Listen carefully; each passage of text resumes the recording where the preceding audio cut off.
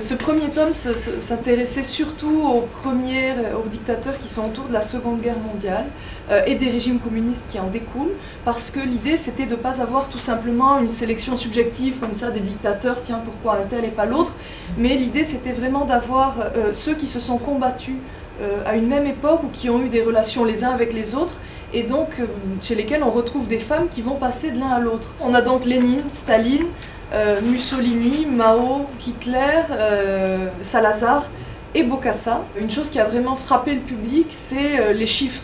Mussolini recevait entre 30 et 40 000 lettres par mois, la plupart de femmes et la plupart signées. Il répond à certaines, et celles qui ont eu la bonne idée d'adjoindre leurs photos se voient même gratifiées d'une visite au palais du Duce.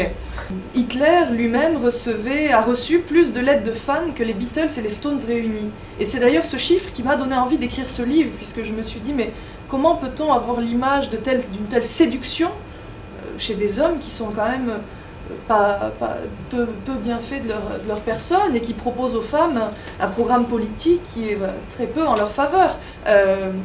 Et on va se rendre compte que les femmes font partie intégrante de leur histoire à tous les niveaux. Toutes finalement préfèrent la mort à une vie sans eux.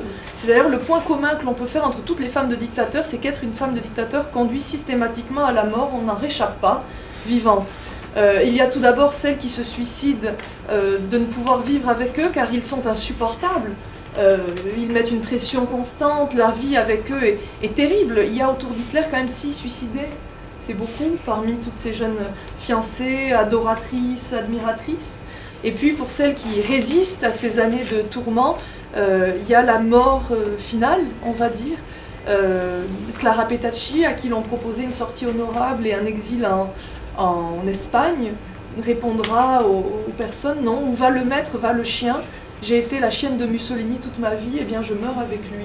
C'est une phrase à la fois tragique, mais à la fois très belle pour la vérité de ces femmes qui vont préférer la mort à la vie sans eux.